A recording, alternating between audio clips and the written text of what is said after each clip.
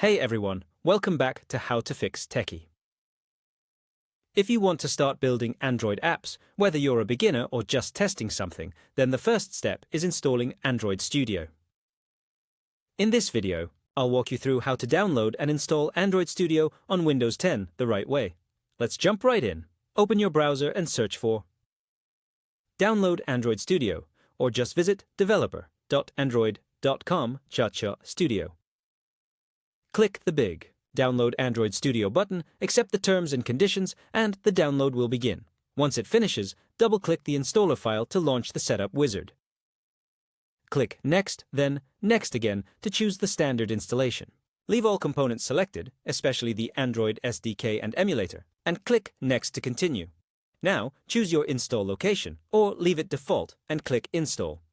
The setup will take a few minutes depending on your system. Once it's done, click Finish. Android Studio will launch for the first time, and it might check for updates. Go ahead and complete the first-time setup wizard. It will download SDK components, tools, and any missing files.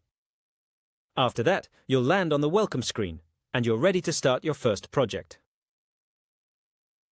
Quick tip: make sure virtualization is enabled in your BIOS if you plan to use the emulator. It helps Android Studio run smoother. If you found this video helpful, then subscribe to our channel, How to Fix Techie, and press the bell icon so you never miss any update. Thanks for watching, and see you in the next tutorial.